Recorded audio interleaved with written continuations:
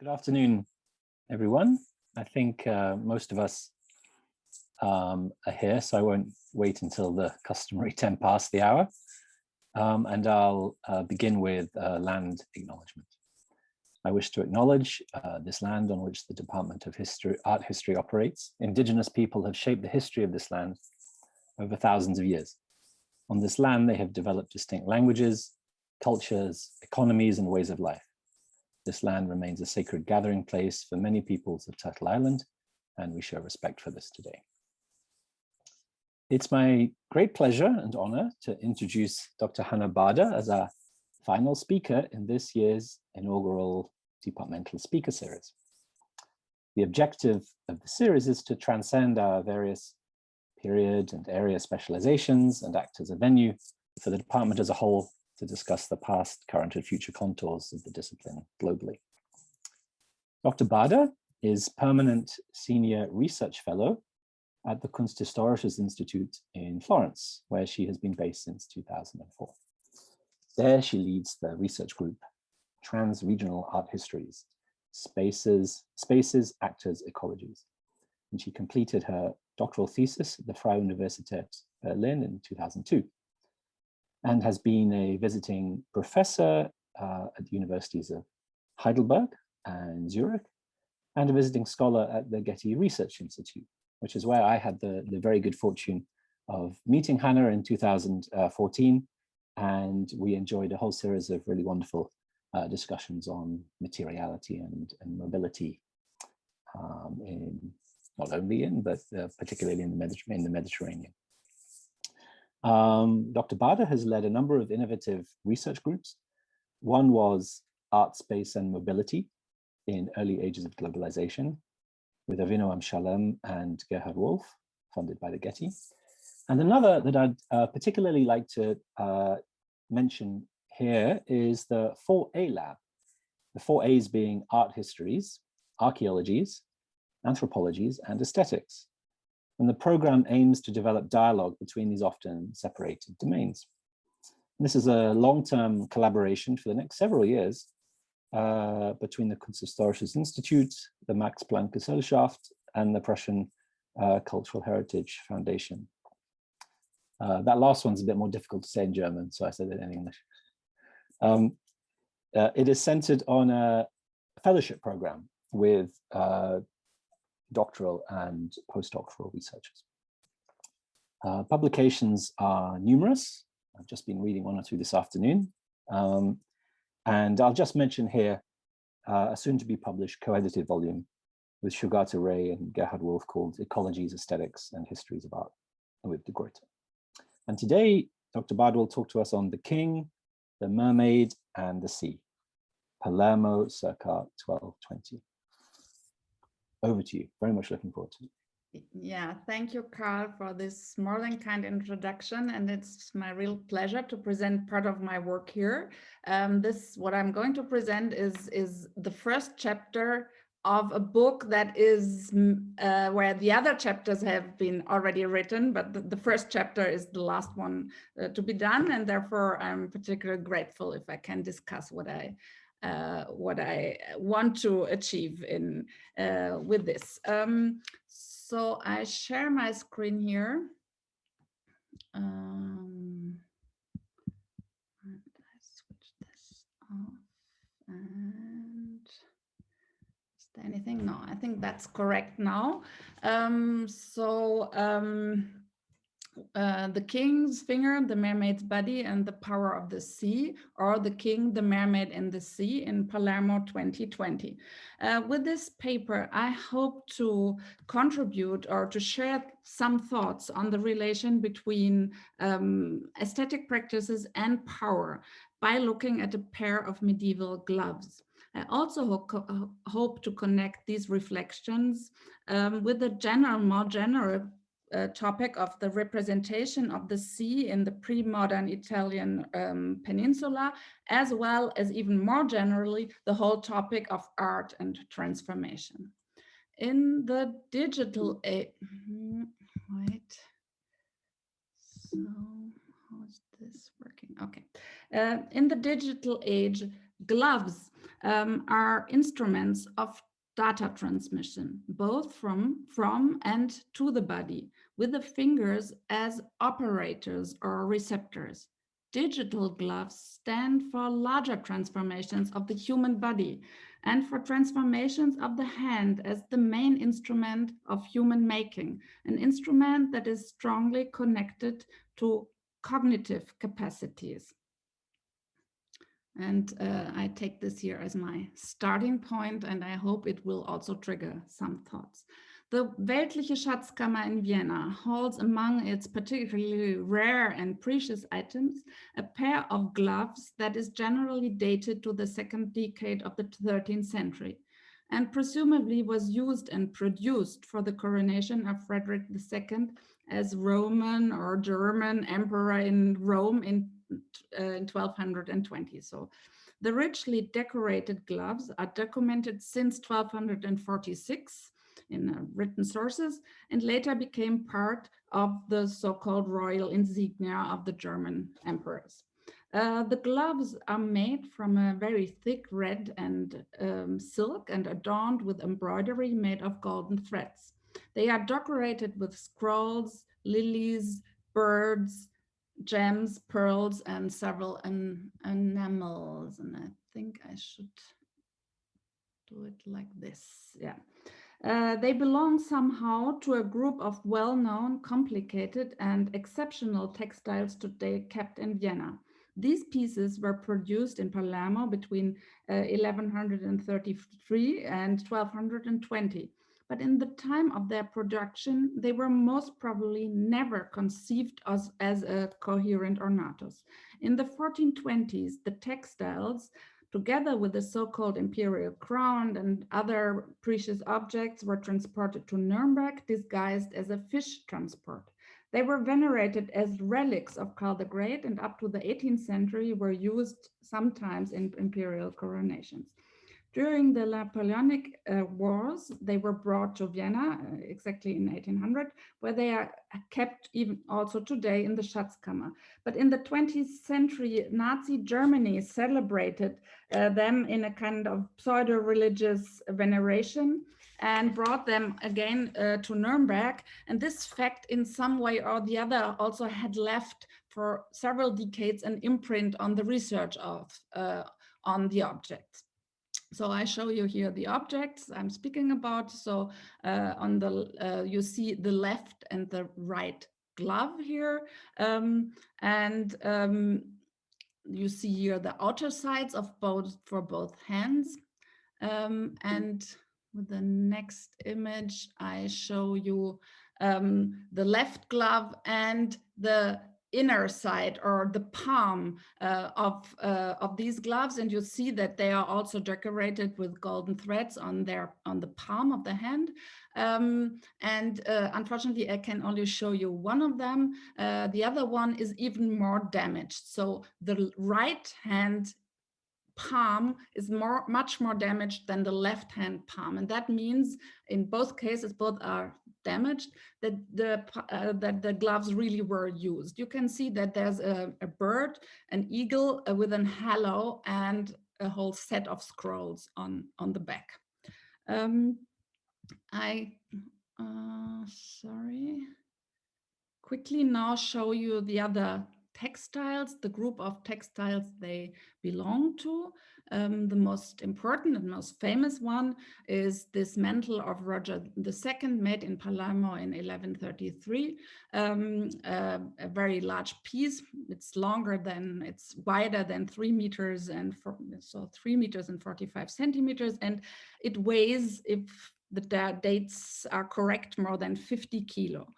On its surface, it shows 2 camels that are slaughtered by an imposing lion. I have also some details of this object, and I want you to have a look into the details of this manufacture. Here you see a palm tree, and here you see the dying camel. Among the other objects is a pair of socks for Wilhelm II, a pair of sandalia, And those objects, especially this one, is highly re-elaborated or redone and reworked in several moments in time. And this is the complicated element in the research on those objects, that they had been constantly over centuries reworked and reused. So here, for example, for the sandals, all the lower prop had been done in the 17th century. Yeah, and also this upper part has been completely redone. But this part, for example, here, the golden bordure, is from the 12th century, or perhaps even, yeah. So it's quite complicated to look into those objects. The same is true here for this so-called alba, where we have several layers of making this object. And the very interesting thing is it's made again in Palermo in 1181. And the very interesting thing is that it's kind of an object that had been also restored. For a time it had been put together. There's an inscription. The inscription had been put in place wrongly, so upside down. It's an Arabic inscription, and who has done the restoration at a certain moment in time couldn't read the Arabic inscription and therefore put it together wrongly. Nevertheless, we can see that there's a certain care to maintain even older parts. So for example, under these part of the collar, there's an older piece of textile with very ancient purple silk, and this piece of textile is carefully kept. So there's a kind of wish to take care of the historical layers, the several historical layers of the textiles. The textiles appear in a print as early as 1493 in the so-called Heilstumsweisung, when they were in Nuremberg and they were shown to the public. And here you can see the single textiles that I just showed. So here you see the mantle, here you see this alba, and here you can see the gloves I'm speaking about.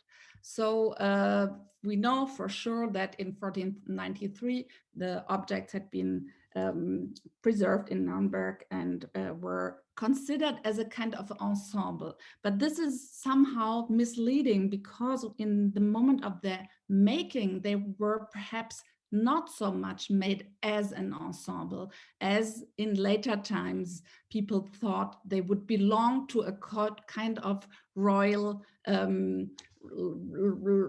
royal coronation dress. Yeah.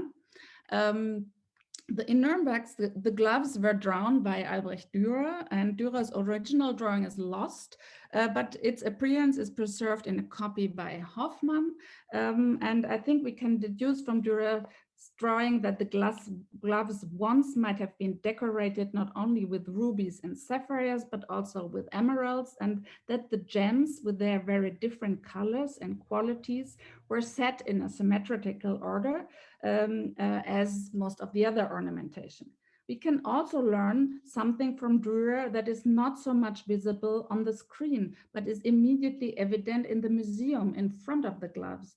Dürer writes here, "Dies sind des Kaisers Karl Handschuhe, auch recht groß." So he says they are very big. And in fact, the gloves measure 28 centimeters in length from top to bottom. And even for hands of a large man, they seem in fact very large.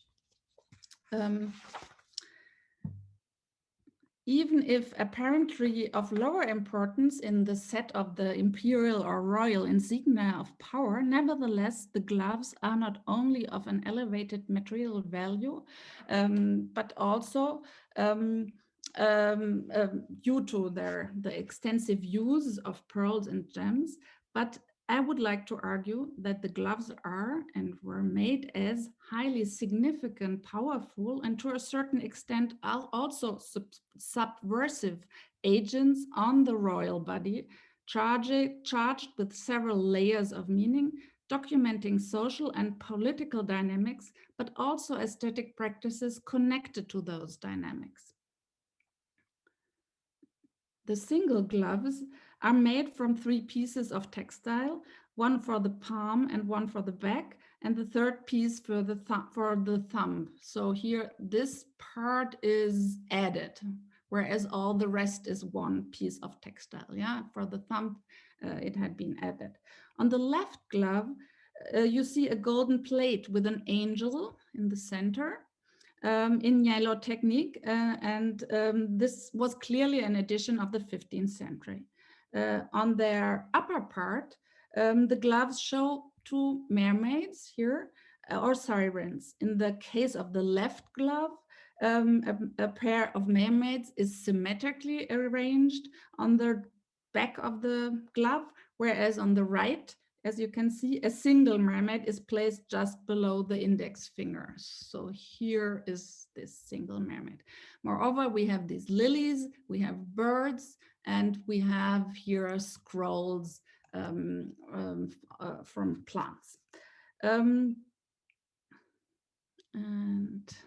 my next slide is here. And you see here the roundels with the mermaids, and I will mainly speak about those. This is on the left glove. And you can see that they are symmetrically arranged. I go back here. Yeah, it's a symmetrical arrangement, like you will find that very often in many other objects that were produced at the Norman court. So you find here, for example, in the so-called Camera di Ruggiero in Palermo, you find these very symmetrical arrangement of figures of animals, here in this case, the centaurs and the peacocks, and as an aesthetic order, and the same we have here on our gloves. That means that most probably also on the right glove, there must have been a second mermaid. And if you look really carefully here with me, you can see on the red silk that there are dark lines. These dark lines, you can see that they were made for the people who were embroidering the gloves in order to have the form correctly applied on the material, on the silk. And these lines are also here. And you can see that there were stitches. Therefore, we can for sure say that also on the right glove, there must have been a second roundel with the mermaid. So roundels made from enamel are very frequent in the artistic production of the post-Norman period in Sicily. We know of representations of Mary, the apostles, saints, angels, seraphim, and all other kinds of abstract ornamentation, but in no case we know of we find images comparable to the pair of mermaids. Even if clearly exceptional pieces of cloisonné, the sirens on the royal garment, the sirens on the royal garment have been largely addressed, have been hardly addressed by scholars. To the contrary, Joseph Deer in the 1970s, in a single sentence, has argued that they could have never been made for the gloves, but were used only randomly, simply as an ornamentation without any meaning. He considered the roundels as random leftovers available in the workshop and then applied to the gloves. And I would like to argue that this is not so much the case. So the three mermaids that are survived have large, if you look very closely, have large naked breasts with accentuated nipples. Their long wet hair is falling over their shoulders in curls. With their left hands, they touch their tails, while their right hand seems to greet the beholder. Their eyes are widely open, and their fish tails are dynamically curved, taking up the circular forms of the plate. Their fish bodies are elaborately structured by blue scales of decreasing size, formed by the golden partition of the enamel work. So we might ask, how to explain these naked mermaids on the surface of a royal textile? And more in general, what kind of social, political, economic, and aesthetic practices did generate such objects or pieces? I will quickly and shortly speak about, or not so shortly, about the workshop where these objects were made. So the workshop, artisanat, or nobilis officinae, The gloves must have been produced in Palermo at the beginning of the 13th century. There's a series of documents that speak of a royal workshop in Palermo established by the Norman king Roger II. We know from written sources that young girls from Theban and Corinth that were able to work silk were captured and brought to Palermo in the middle of the 12th century. Likewise, mosaic workers from Constantinople were brought to the city, as well as craftsmen from Fatimid Egypt, stonecutters and masons from Campania, artisans from Ifriqiya, so Africa. Jews seem to have worked as dyers, and workers with expertise in marble of marble and porphyry came from Rome. So perhaps we can speak here of a kind of cosmopolitanism of labor, if you want so. So people from all different regions come together. In any case, in Palermo's royal workshops, not a single artist, but a group of artists was working together in a whole series or variety of different artistic and practices coming from different artistic backgrounds, but all of them excellent or outstanding in their single craft.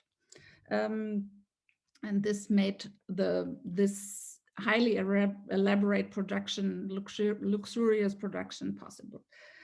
One of the most important documents, not only for the existence, but also for the work of this royal workshop, is the above mentioned mantle of Roger II. The mantle has a long and highly elaborate inscription in elegant embroidered Arabic letters. Together with many blessings for its wearer, it also mentions a royal workshop or a treasure house, a khizana.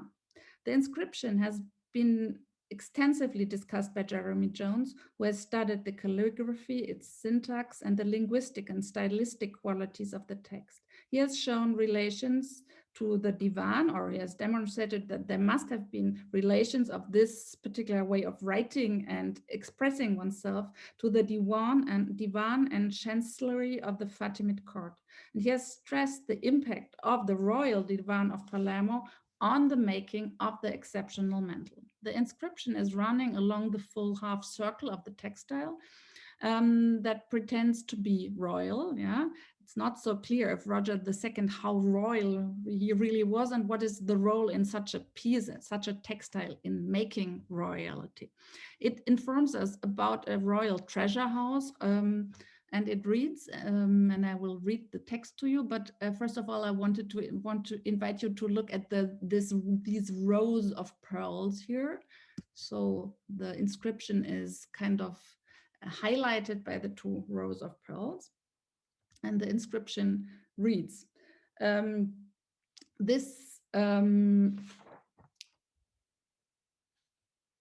is what was made in the most royal khizana, flourishing wardrobe, with good fortune, reverence, splendor, perfection, might, superiority, approbation, prosperity, magnanimity, dignity, glory, beauty, perfection, realizations of desires and hopes, very beautiful, of delights of days and nights, without end or modification, with power, declaration of faith, reverent care, protection, good fortune, integrity, victory, and sufficiency in Medina Sikia, Palermo, in the year 528, and which would be 1133 in the Christian calendar. So you can see that it's a whole series of qualities that are ascribed to the person who is wearing the object, but it also speaks about those about the place where this object had been made, yeah, and the qualities of the object are kind of inscribed and will project themselves on the person who's wearing the mantle. There's a second, also well-studied document that also mentions a royal workshop in Palermo. In a letter written by an unknown author, earlier identified with Hugo Falcandos, we again hear of this royal workshop that is now addressed as Nobilis Officina. And this is in fact the name of a larger exhibition that had been on show both in Sicily and in Vienna in several years ago now.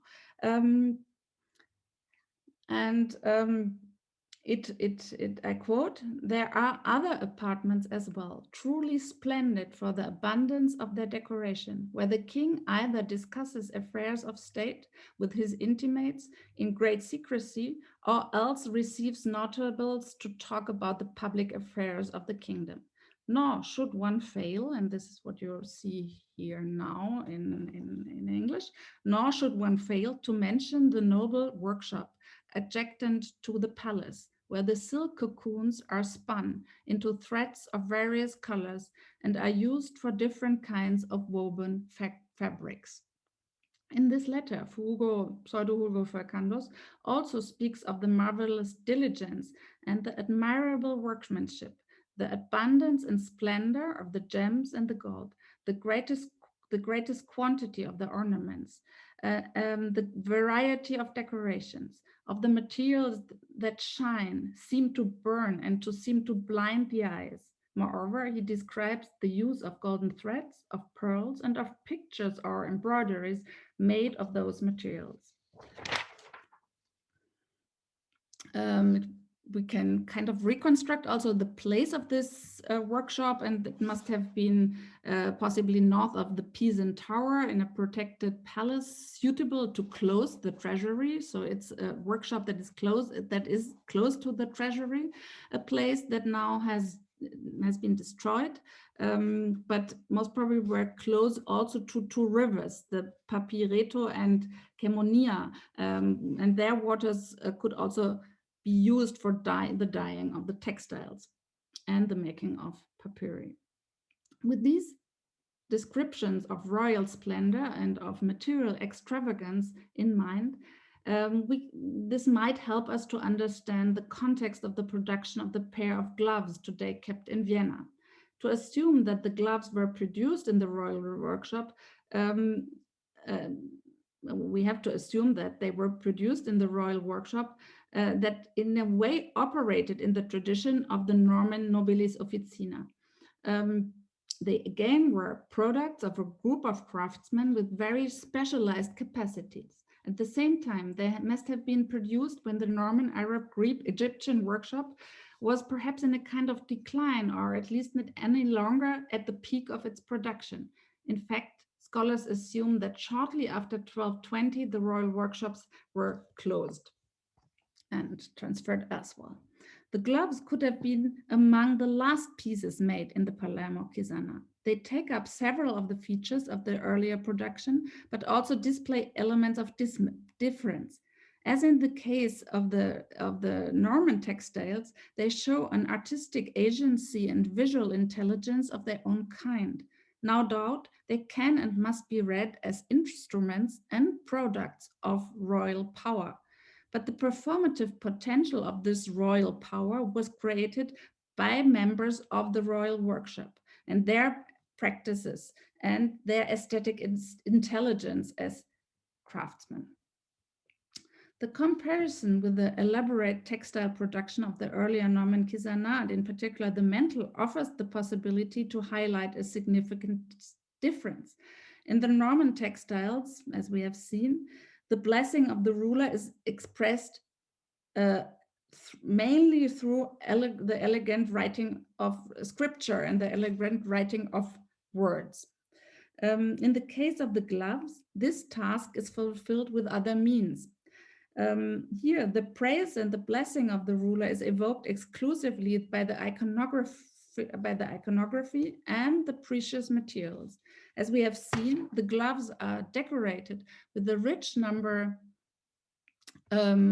of red rubies, blue sapphires, green emeralds, and pearls, more like a piece of jewelry than a textile, to highlight the qualities of the bearer, the king. In this sense, I invite you to read the decoration of the gloves as a kind of inscription with a kind of blessing, evoking the qualities of the king, his might, his power, his wisdom, his desires, and his splendor, like in the case of Roger's mantle, but with different means. In any case, we have to situate the gloves, their materiality and their ornamentation in the extremely complex, changing political and social dynamics in Sicily in southern Italy in the first half of the 13th century. To turn it around, they place themselves in this complex dynamics and are themselves actors within this with these processes of politics, economics, ecologies, and representations. And here I refer evidently also to Gell and Latour, to understand them as part of those social processes.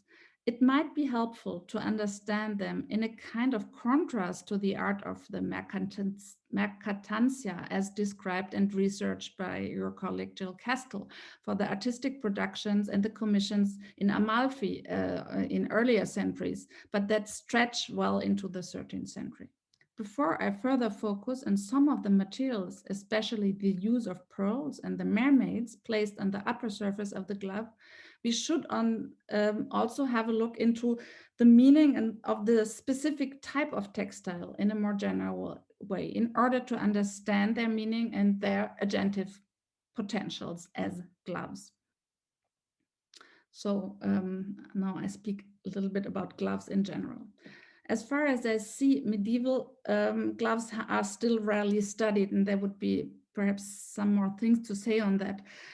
But I will be short here. So we know that gloves in medieval times were sometimes used for protection for those who were working manually, but this is very clearly not the case here. The objects we are looking at were sheer luxury items, and they were clearly not made for any practical purpose. They were made to protect hands that were not consumed by human manual labor. But gloves were also used in medieval ritual, courtly and chivalric, where they often had legal connotations. Since the 10th century, bishops and gloves used gloves as a sign of authority.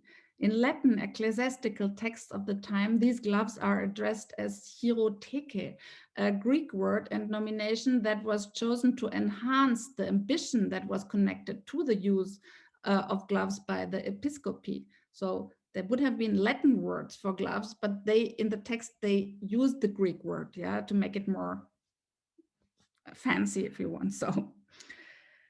From there, gloves entered the world of law and of chivalry. Gloves recreate or duplicate the form of the hands. For this reason, in many cases, they could substitute a person. Gloves were used as legal instruments. For example, I quote from one document. The glove is the document says, so bewiesen that it's in Wille sie. So it proves that this is his wish is by the glove. They could serve as tokens, as gauntlets, as gifts, and in love affairs. Or they could even be used for murder, as in the case of Otto III.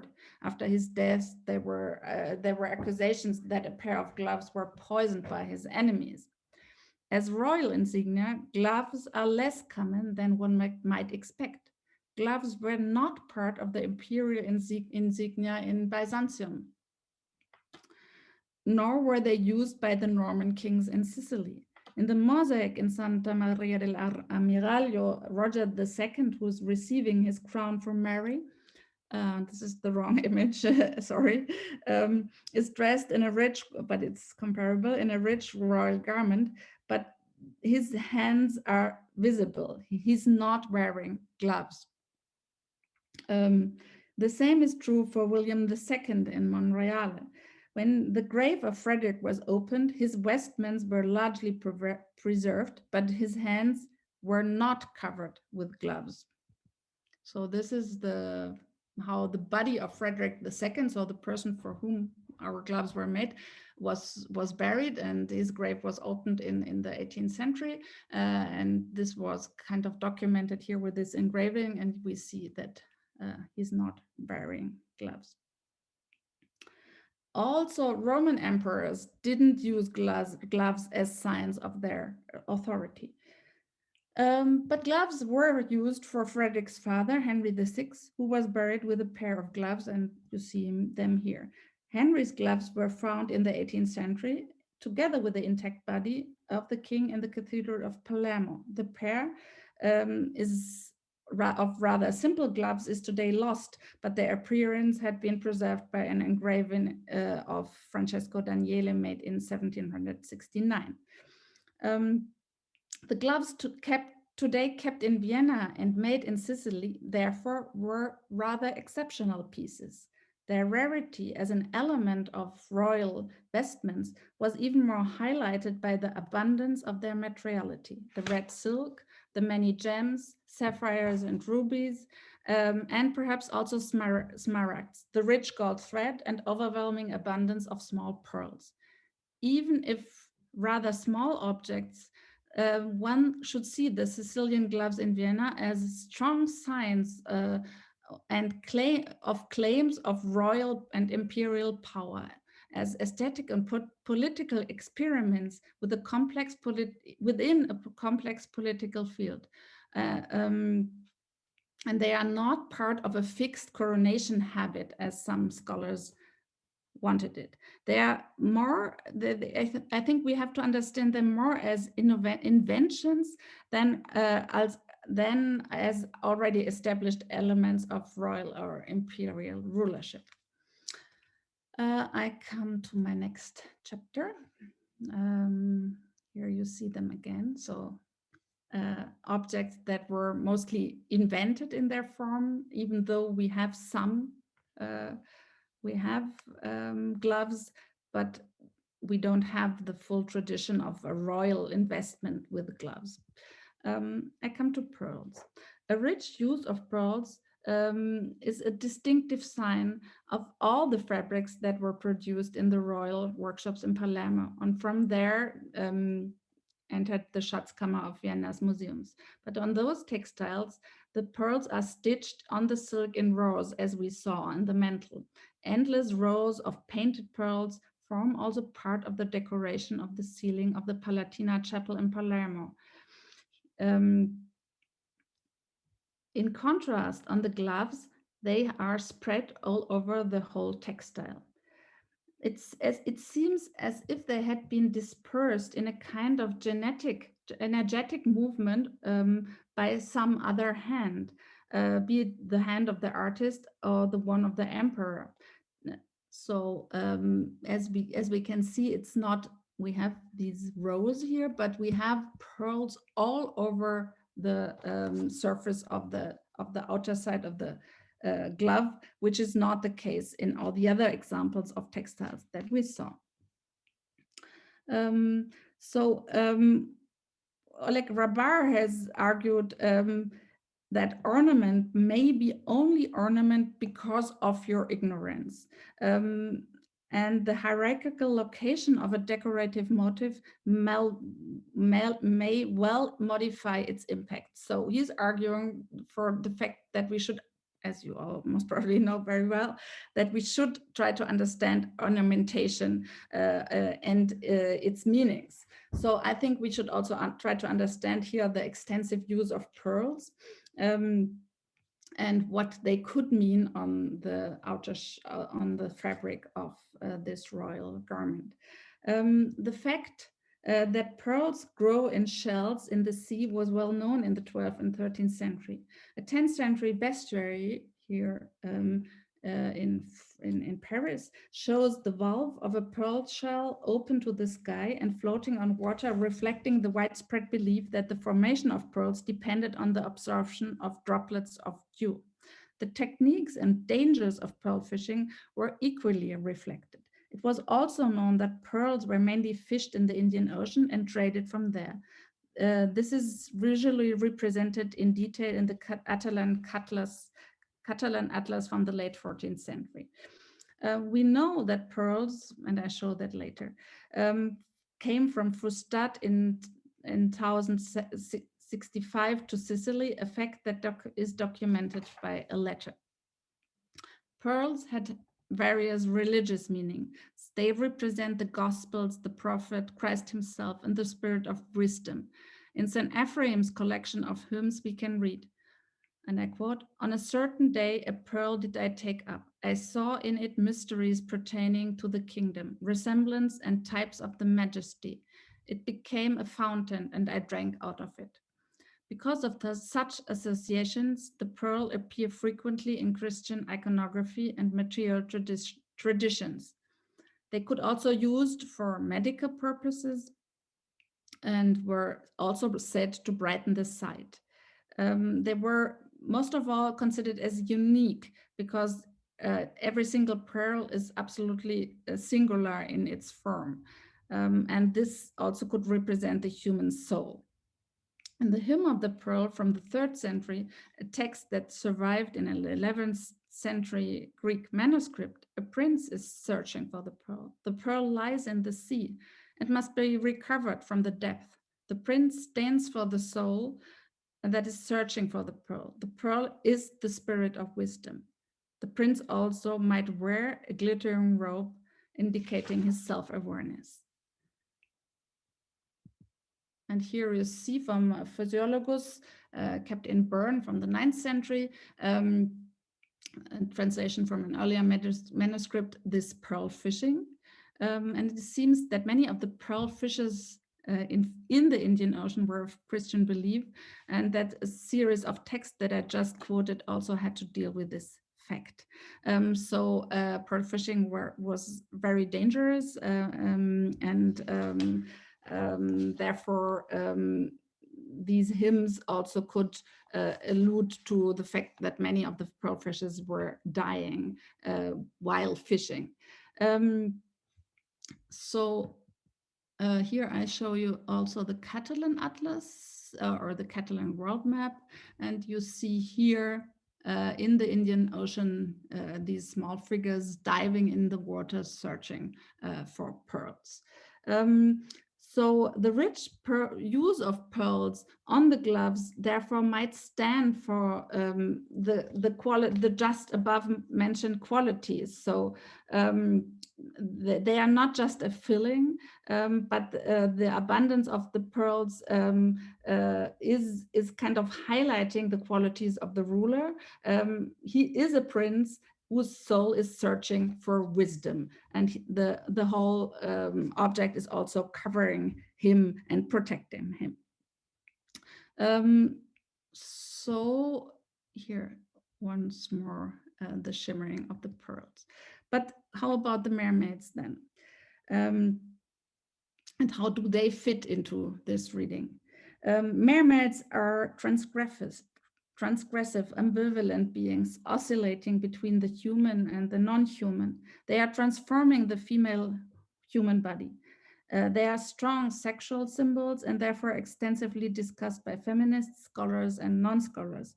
To sum up, they are penetrable and non-penetrable at the same time, liquid beings that transcend the limitations of the human body and of femininity. In the form of sirens, they are connected to desire, beauty, to music, and to what is destructive. They are considered as much as a male fantasy as a female fantasy. A fantasy of desire, but also a fantasy of fear and danger. They are utopian and regressive at the same time. The counterpart in the writings is Ulysses, who resisted their temptations, and this was compared to the Christians who would also resist temptation. I show you here an image of the Wacky Watchy show in Florida, developed in the 1940s and highly successful in the 1960s. And I think it makes very clear the collective fantasies of modernity and the medieval, as Jacques Le Goff has argued in a seminar article. In the medieval Physiologus or Bestiaria, sirens are described as girls of the sea who deceive sailors with their most beautiful form and the sweetness of their singing. And from the head of the navel, they have the body of maiden and resemble the human species. However, they have the scaly tails of fish, which they always hide in the sea. So, and here you see some of the earlier representations of sirens, here again in the Physiologus in Bern, where you have a siren and a centaur, and you have here the ship and the navigators that are lured by the siren. And you have in the 12th century a fully developed iconography of sirens here, for example, in Monreale, and where the sexual connotations had been also clearly discussed by scholars. There is again a certain ambivalence in these figures, because in the Odyssey, the sirens are not women, mixtures between women and fish, but between women and birds. Nevertheless, the more dominant tradition in the 12th century we are looking at here is the one with the fish tail. But again, there's representations that also show them as birds. And we have also in the Norman context some representations of the siren with a double fishtail, as well as two sirens here with fishtails, for example, in the Palermo, in the Cappella Palatina in the ceiling. There is one more important siren I wish to show here from the 1280s on the Hereford map, where in the middle of the Mediterranean, there's also a siren swimming. Therefore, and she here can stand for the element or vast realm of the sea. And with her mirror, she has been read by scholars as an invitation to self-reflexivity. So in that sense, the mermaid on the glove can stand for the domination over land and sea, and it alludes to the maritime political powers that Frederick indeed held and was also celebrated by his courtiers.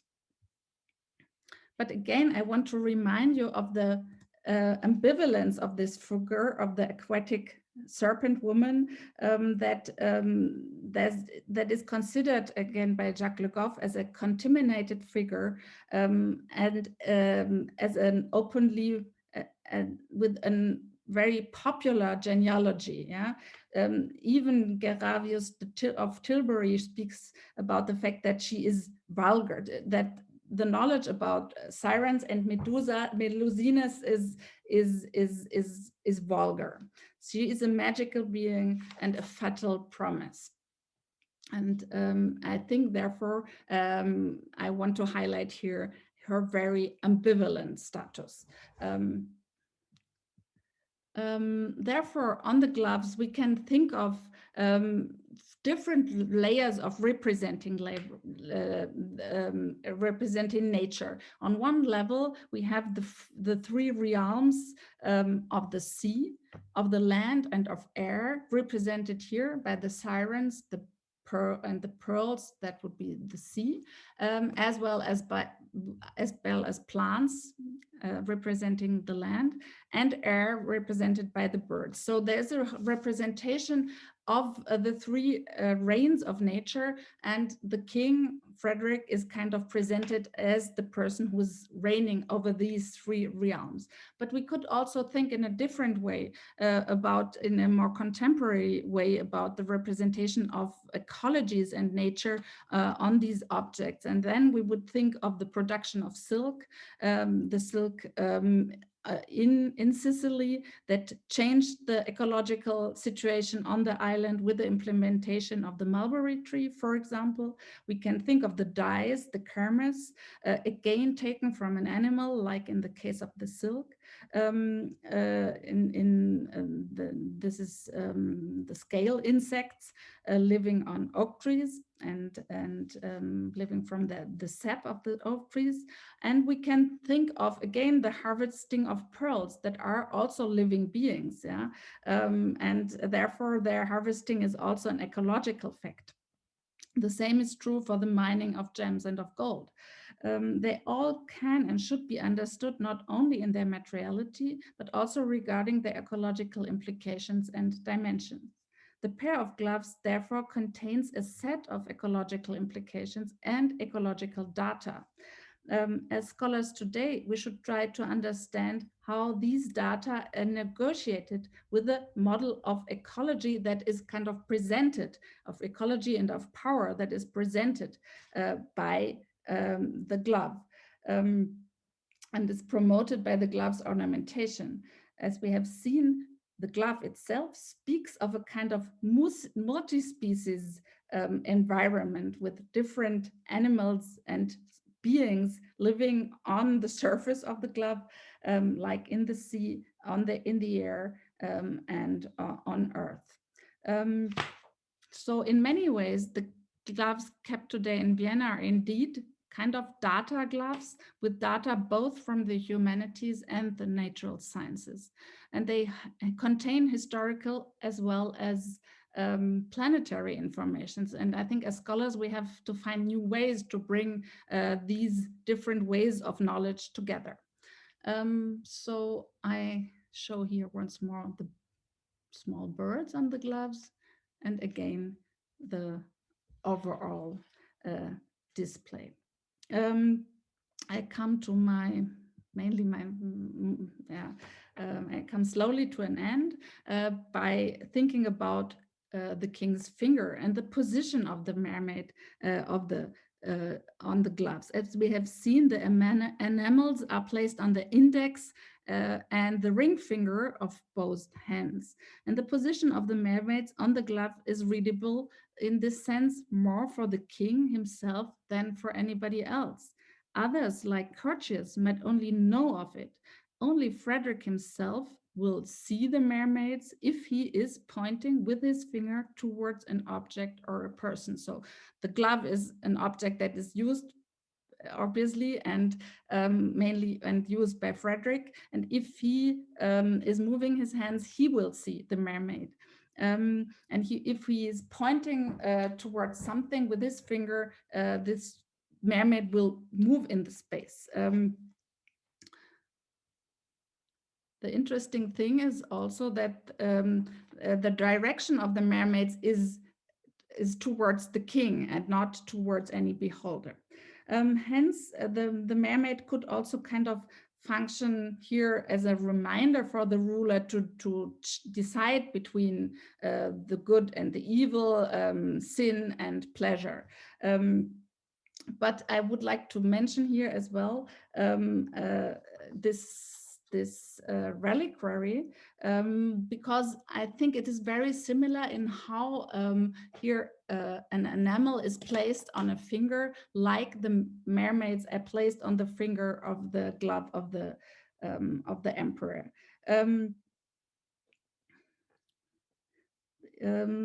So if Friedrich's index finger is an element, but Friedrich's finger, sorry, is an element of domination of power in the 13th century. If the king is pointing to something with his right index finger, his gesture then is almost a legal act.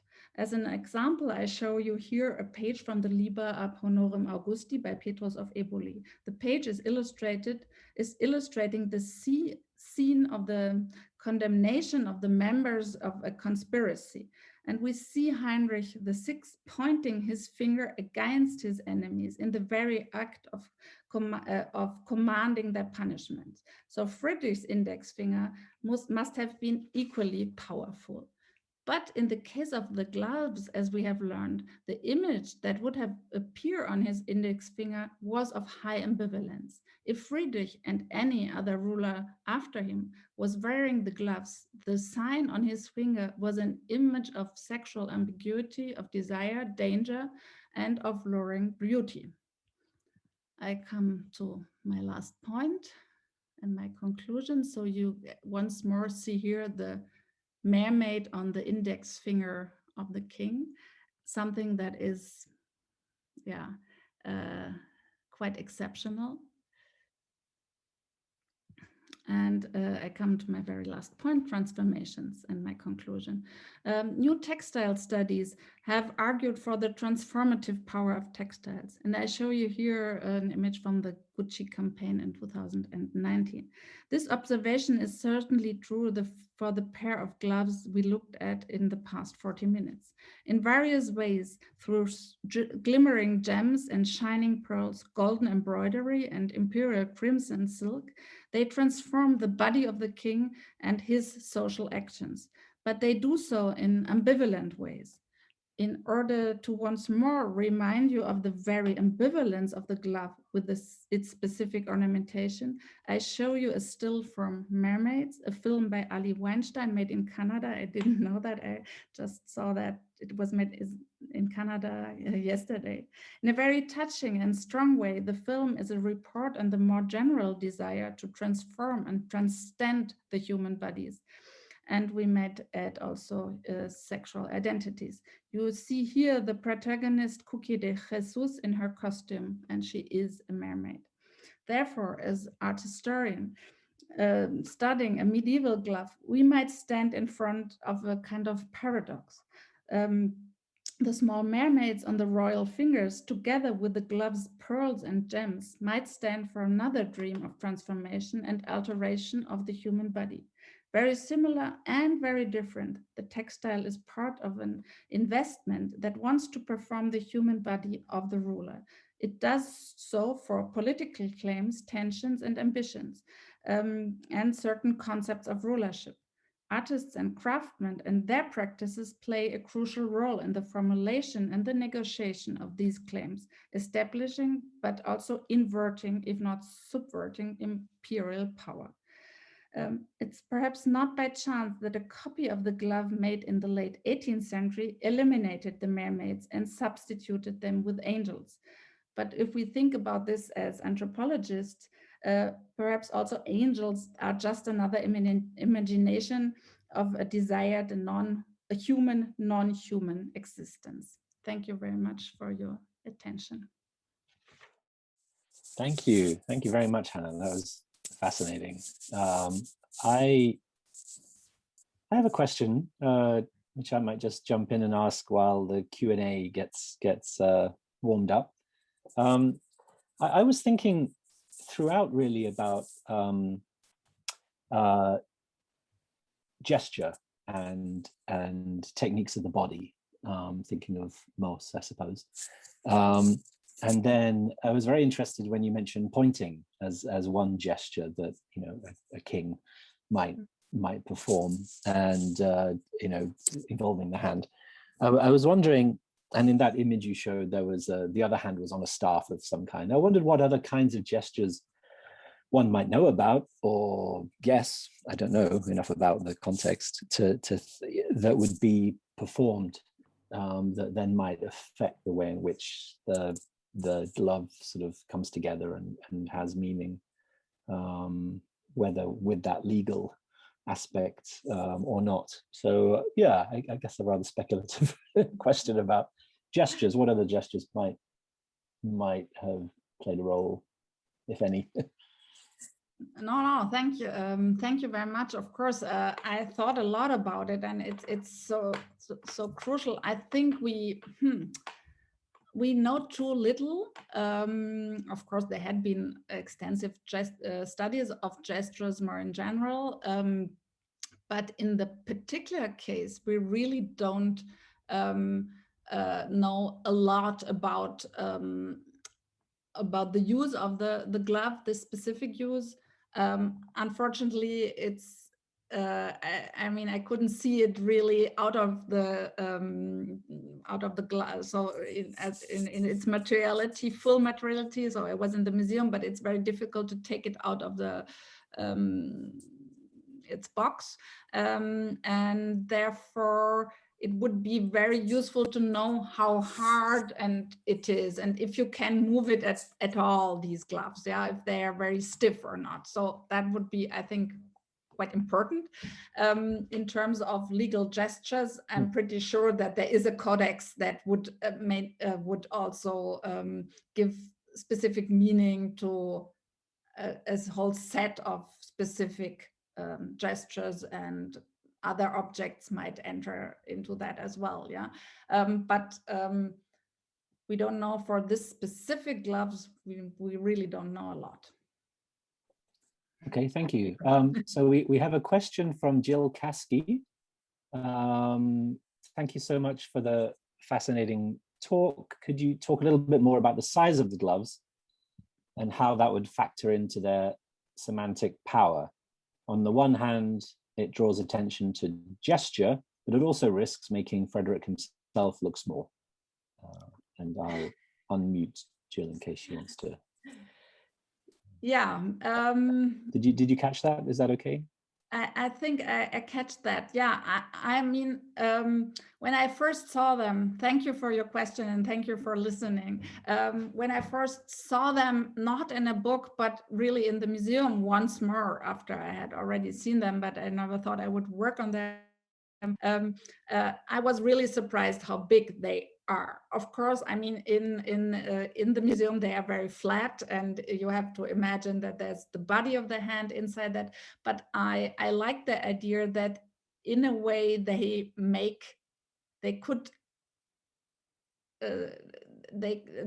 king could become small in relation to the size of the gloves. Of course, all these textiles are extremely large. If you see them, you always wonder how could they wear these objects. Also the alba and also the dalmatica, all these objects seem to be quite large. So in this sense, that fits together. But of course, their size highlights their political meaning. And as I try to say, they have there's no religious sign on them. So it's nothing, no Christian element at all on their decoration. And I think that's really interesting. Can I just chime in here? It's Jill, sorry. Hi.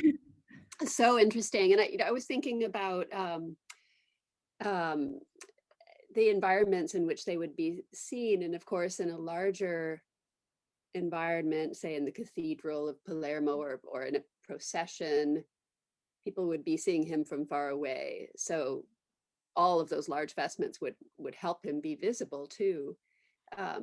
But I find it fascinating how they are without religious significance or iconography, yet they must be drawing upon ecclesiastical vestments in their harnessing of all of that semantic power. And it just seems ironic in his case. I wonder if you could, given his horrible relations with the church. So I wonder if you could maybe talk a bit about that. Yeah. But there may be other questions, so I'll step back and turn off my mic. Thank you. Oh, thank you so much for your question. I mean, yes, it's really difficult to understand them, yeah? And I think they come in a very specific moment and they make very specific, or they try to make specific claims in a specific moment. And then perhaps, and as you said, they have this ecclesiastical dimension, but then there's no cross, there's no angel, there's nothing, yeah. And not even that there's nothing, there's the mermaid, yeah. So in the inner side, there's the eagle with a halo, but that is also most probably comes really from another tradition. So it's not the eagle of the Stauffer.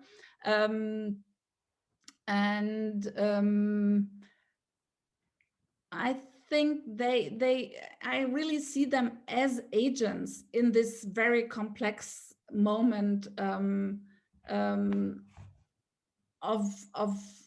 taking over power, yeah, and of trying to understand ways of rulership.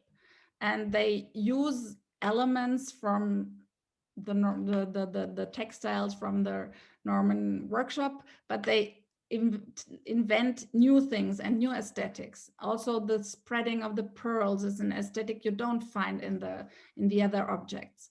So I think they really are playing within a given framework, and they are experimenting with really experiments in possible meanings. and perhaps also up to a certain extent failures. Of course, we can also think of displays of the gloves without the emperor, as we know then for Nuremberg. That's also an option. And as you said, they will have been used in larger public events. And so you have to see them from far away. But that even means that you could see only the sparkling and the gems, but not the details of the mermaid. Great, Is this thanks. the kind of answer? Thank you so much. It's great. There's a question from Linda Saffron. Do jump in, Linda, if you want to cut me off and say it yourself, but if not, I'll start it. Thanks for I'd be happy Okay. to ask it. Okay, go for it. First of all, thanks very much for your talk. It was fascinating. I was struck by the resemblance of the mermaid cloisonné enamels to Byzantine enamels. In particular, several of the temple pendants that are at the Metropolitan Museum of Art now, one of which has a single figure. It's identified as a man, but it could easily be a female head.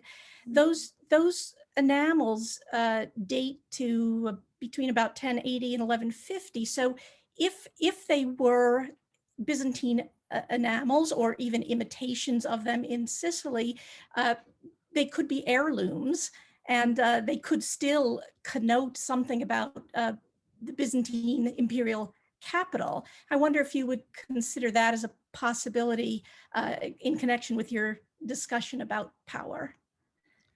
Yeah, definitely. Thank you. The earrings are the only things that I found are really comparable as objects. Yeah, yes, I mean, this is really this idea of the koine. So you take whatever you can get. Your experiments with the whole series of possible forms. I mean, what I find really interesting is the symmetry of the mermaids. And I mean, you have these rather small enamels, and then you do two to the left and two to the right. So you even make a difference. This is it's difficult, yeah. And you want to arrange them in this symmetrical way. I find that this gives them even more value, yeah, the fact that they are so elaborate in their arrangement. And yeah, so you would say they could have been earrings, made for earrings? Not earrings, temple pendants, which temple hang down alongside the face. Oh, sorry. And of course, those are symmetrical. Yeah, and okay. One of the examples at the Met does have two sirens on a single pendant. Yeah, okay. I have to look that up. I found earrings that, I mean, not with enamel, but so they seem to be a little bit similar, but not really. Yeah. So no. I have to look for the pendants. Thank you so much. Thank you. A question from Heba Mustafa. Would you like me to read it, Heba, or would you? Yeah, sure. Go ahead. That's pretty basic. Okay. Heba was quite struck by the placement of the mermaid roundels on the forefinger and ring finger of each hand. Could they elude or replace hand ornament that otherwise would have been visible without gloves, signet rings or otherwise? And she says, thank you so much for this great talk. Sorry, I don't know if I got the question. I had a technical problem here. I want to switch off the presentation, and I don't know. Can you hear me now? Yeah. Please, could you repeat your question? Sorry. Yeah, it's basically the idea that if there were some kind of hand ornament, some kind of signet ring that would normally be worn on the bare hand, does the position of the mermaid roundel, for example, kind of replace that? If Heba would like to clarify, then. On the gloves, they are sitting on the place where you normally, and therefore I showed the reliquary, where you normally wear your rings. They sit a little bit below where you normally wear your rings, but they appear as if they are rings. Yeah. I'm wondering if, as a king, you you put up your rings, if you put on the gloves. I mean, I don't know how you handle that, but they work as if they were rings on the glove. But I would argue that most probably their rings were not.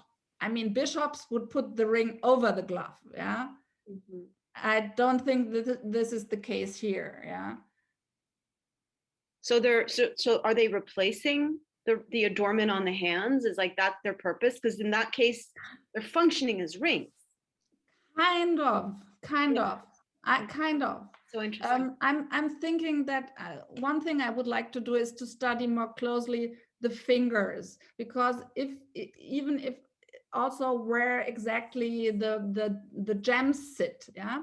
And I was looking into treatises that think about hands and memory, and every single part of the hand from the 9th century to the 15th century has a specific meaning. And in the palm side of the gloves, there's a design, and I think this must be studied as well, because it has a certain structure on the single fingers, but that's not possible at the moment. Therefore, I think the single positions really can have more meaning if we think of this of the art of memory and for example, counting with fingers. But yes, I see them as a kind of ring. Thank you very much. Ariella, would you like to ask your question? Yes, hi Hannah. Thank you so much for this really fascinating paper. So I was wondering how the gloves of Frederick II kind of build upon and work with the larger imperial regalia, in particular kind of, as you've been discussing, the dispersal of the pearls, which I find a really compelling argument in the broader iconography that you've presented, in particular, how it functions with Roger II's mantle and this rigorous ordering of the pearls in the creation of a figural decoration. Yeah, I mean, there's a lot of discussion on what, for example, some scholars have argued that Frederick would have used the mantle of Roger II. Others have rejected that. And they point to another mantle in Metz, where they think he used this one. Therefore, the discussion is really complicated. And I'm a little bit hesitant about this idea.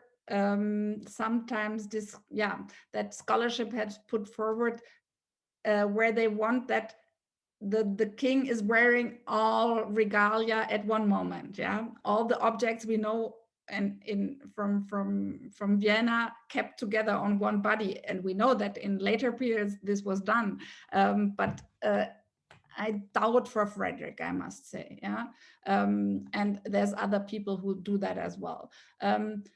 Therefore, it's difficult to understand what were the other objects he was wearing during the coronation. And the idea that he wore these gloves during the coronation, I would say, is quite strong, yeah, because they are really so exceptional and they use a lot of gems. So that might be the case. But as you know, there had been a lot of discussion of what kind of crowns he would wear, if he would wear rather Byzantine crowns and all this.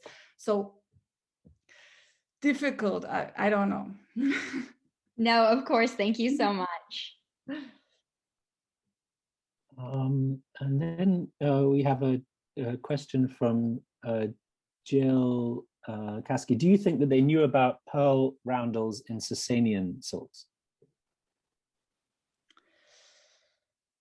I mean, the argument with the Sasanian art had been always made for the symmetry. Pearl roundels, sorry, pearl roundels? Yes. I don't know if they knew that. No, I don't know. I mean, but I think Maria Andaloro, if I'm not wrong, and others have argued that this strong interest in symmetrical orders relates to Sasanian art, and that's makes also some sense, I would say. Beth Mattison made a point in the chat, but she also said that her question was kind of answered. Beth, do you want to? I don't know if you want to sort of state it anyway. I'll give you the. Sure. This is kind of a question that that Jill already asked about the ecclesiastical resonance of the glove, since I had typed it into the chat at the beginning. But I'm wondering if also the coloration and how that might play into some of these ecclesiastical references of the red background. Yeah. Yes, but I think for the bishops, the red is not so, I don't think it's so common, I must say. It's normally rather white gloves, as far as I know. And of course, as always, we don't know how much has been lost. So the red could be imperial, but thank you so much for bringing this up, because it helps me to think through this as well. But I see the red rather as imperial here. I don't know how you see. What do you think? What do you think?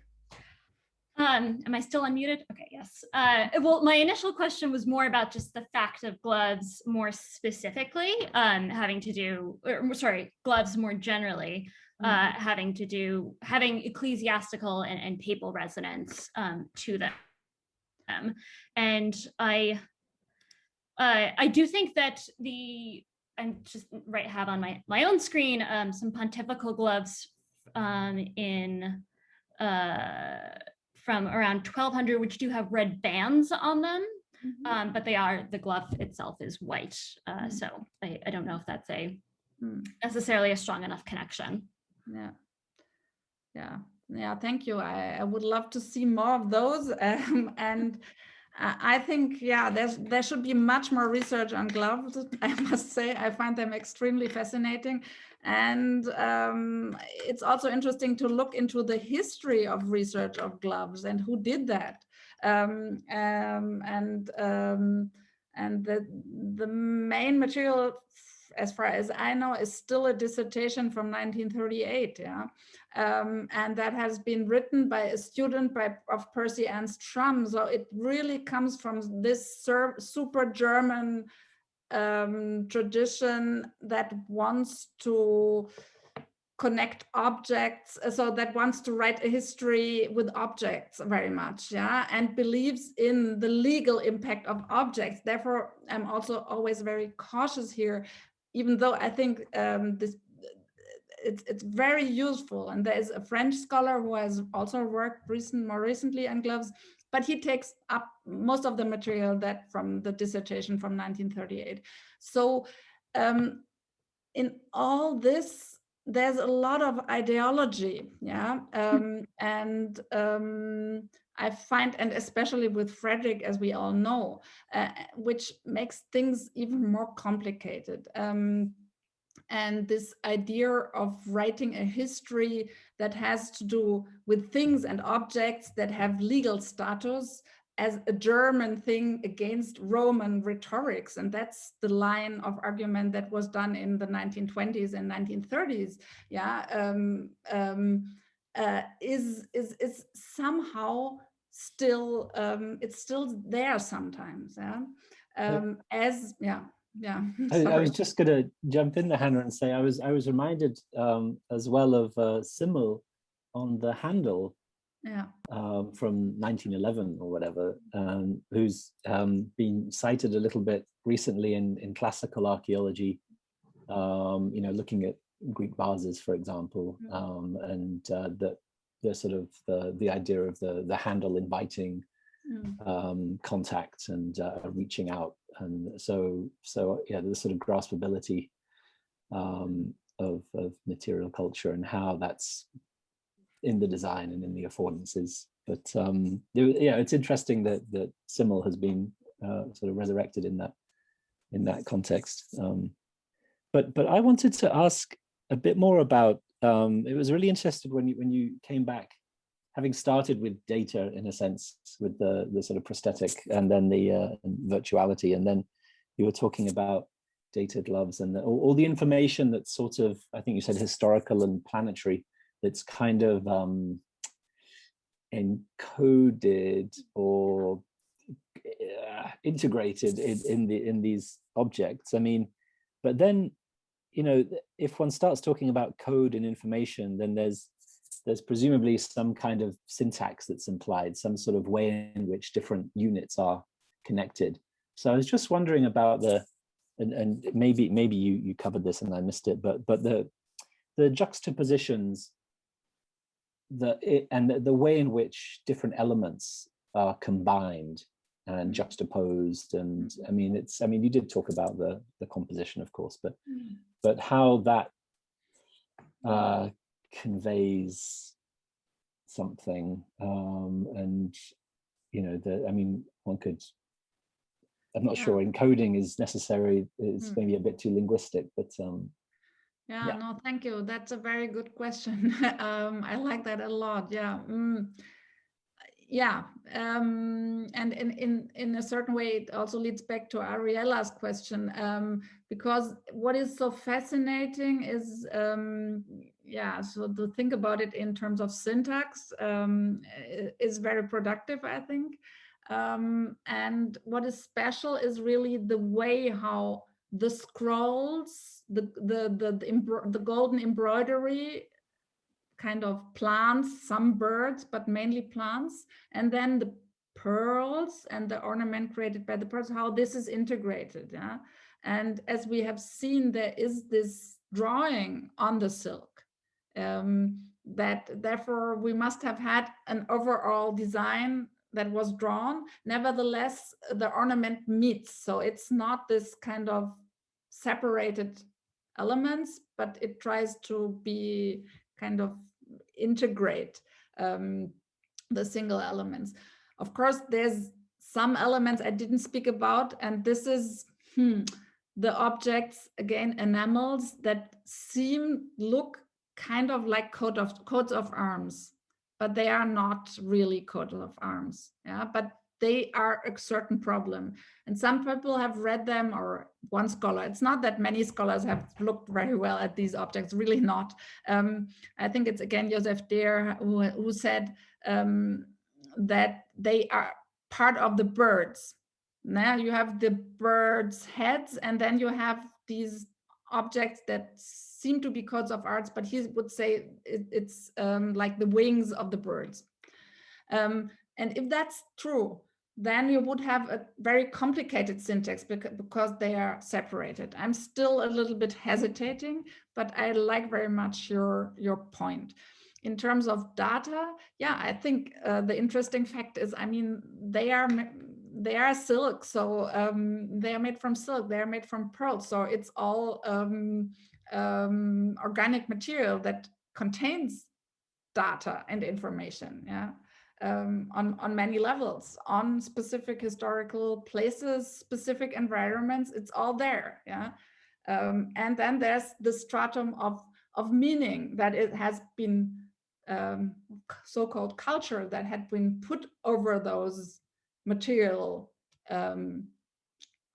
elements that contain data. And I think bringing this together is, for me, quite fascinating. Yeah.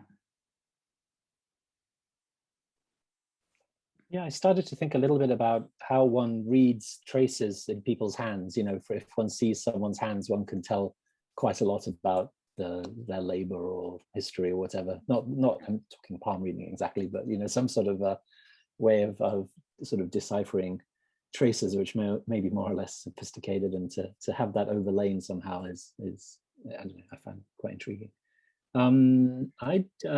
Oh, sorry, there is people using the chat as well as the Q&A, which is okay. Yeah, we have one. Claire Jensen. Thank you so much for this fascinating talk. I was wondering if you had considered possible connections between the ancient Greek legend of the Siren Parthenope in Naples and Frederick II's ambitions to expand and assert his power in mainland southern Italy. And I will quickly unmute Claire as well if she wants to elaborate. Yeah, thank you so much for this question. And I would have loved to find proof for that. I must say, I looked, I hoped I could find a connection to Naples, and that it would, but I couldn't find anything that would prove this reading, but it would be very fascinating. And it was my initial idea, I must say, but then, yeah, I couldn't find any hint. So it's all conjectures, and therefore difficult to say. Yeah, if the myth was considered to be connected to a mermaid, or how would they understood Parthenope at that very moment? Difficult for me to understand, even though if you have any.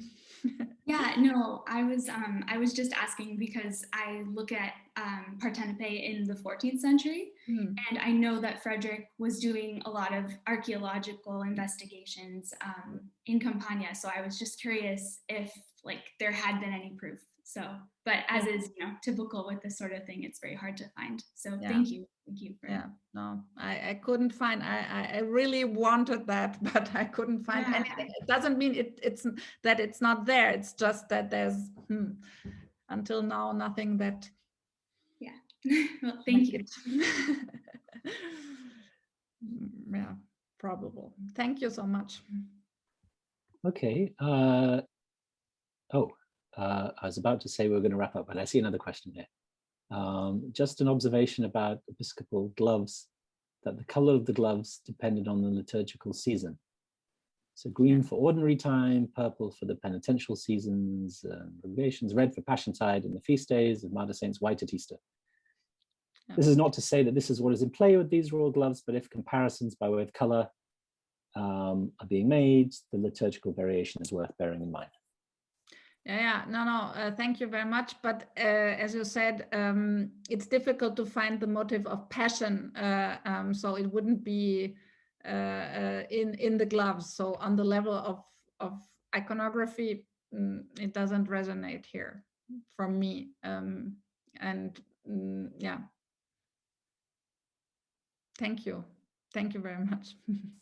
Okay, I didn't see any further questions, so I'd like to thank Hannah very, very much for presenting this fascinating paper and for her patience with the time difference, among other things, and the virtual format. And I hope that one day soon we're able to get you over to Toronto in person for another talk. That would be marvelous. And thank you all for coming out for this talk and for your great questions. I found it really, really interesting, very enjoyable. So thank you.